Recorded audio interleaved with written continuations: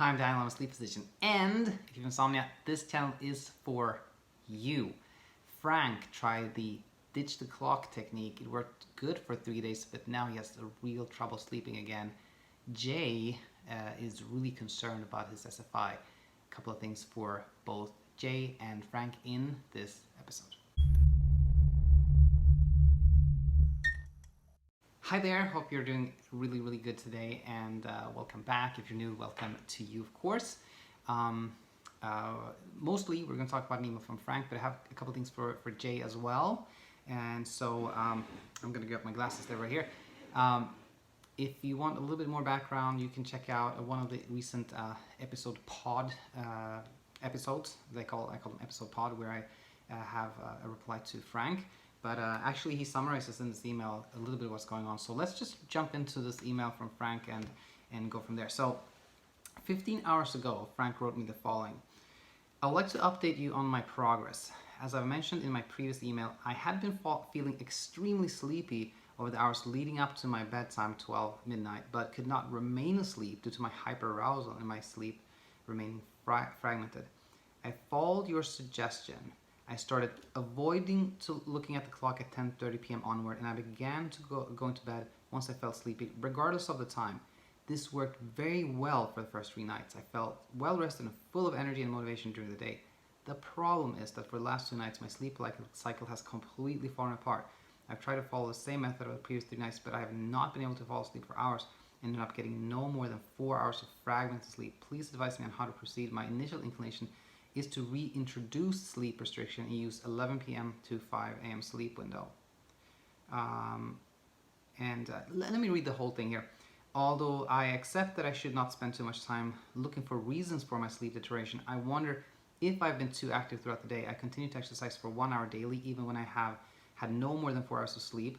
Although my mood and motivation on these days are not good, I force myself to remain busy to completely avoid naps during the day. Could my level of activity during the day be interfering with my ability to sleep at night?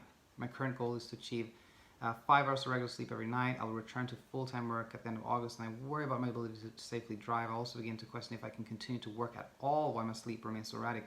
I hope you have some suggestions. I've tried CBTI since June of this year, and I've not achieved a minimum level of stability with my sleep. Couple of things here, actually a number of things.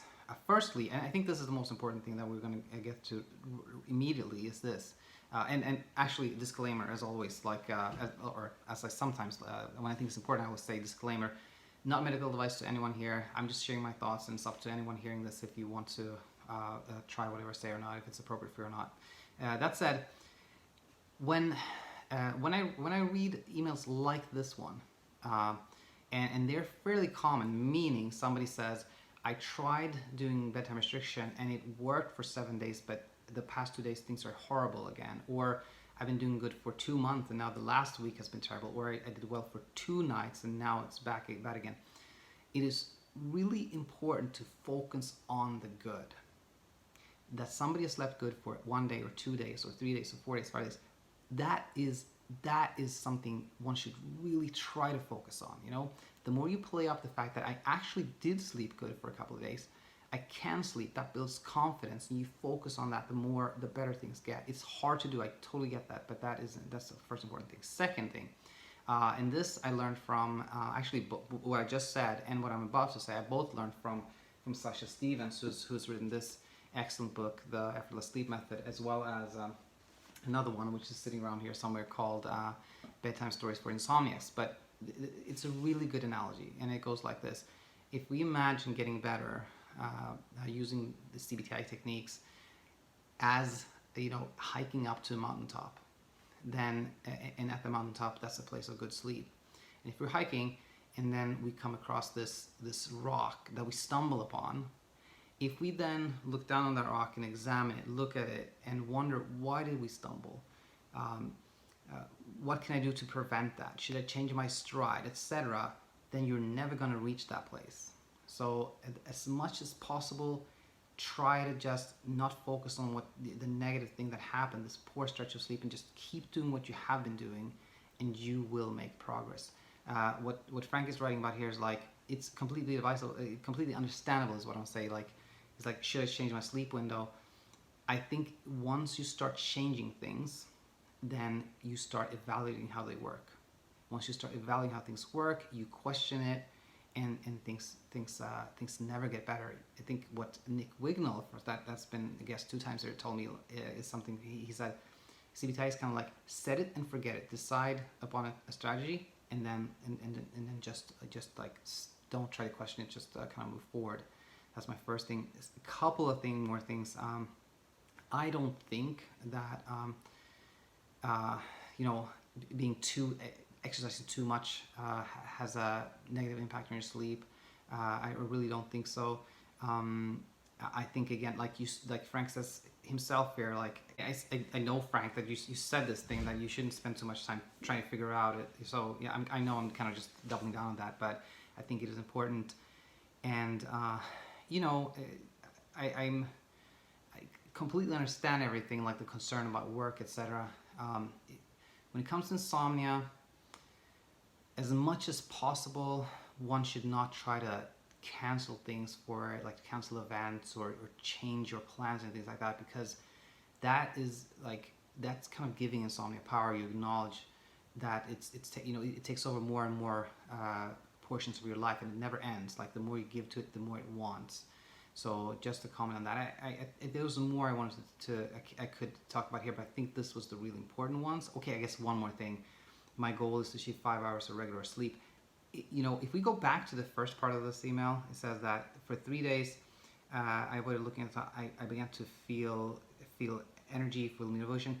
That is always the best thing to have as a goal, like to feel good and not think too much about having a number as a goal, because that leads to like self monitoring and checking time, etc. Like that. Insomnia is tough. It is, but I hope this was helpful, Frank, and yeah, I really hope this is helpful. So with that, just a few more things here, and this is to Jay, who I made a video per request to yesterday, and he's asking me a few more things. He said, do you think it's possible to have SFI and just have really bad insomnia without neurological symptoms? Again, not medical advice here, but my understanding is no. SFI is a neurological condition, and insomnia is not a part of it. It's more objectively people sleep less, but not the insomnia part. And was that all? I felt there was one more thing I was going to comment on. But I think that was really it. Like, so in conclusion, yeah, I think these are neurological things. If somebody only has like trouble sleeping, can't. Oh yeah, now I remember what it was. You know, some people describe like things that they say this is a neurological problem. Like, I feel like I have maybe headaches, or I feel like I can't really express myself and things like that. And again, this is not a medical device, but I think one thing that can shed some light on like, do I really have a neurological problem or not, is what I feel, what I read about these SFI and FFI is that it's pretty obvious that somebody has a neurological symptom. So I feel overall that if somebody is told that, you know, if somebody would ask a friend, like, do I seem like I can't express myself? Do I not make sense? Do I seem to have trouble like with balance and things like that? And if a good friend, somebody you trust, says, no, I don't perceive anything like that, that's reassuring. So hope this was helpful. Thanks, Frank. Thanks, Jay. Thanks everybody else for commenting and emailing me. So that said, hope you'll have a good rest of your day, and I'll be back tomorrow. Until then, bye-bye.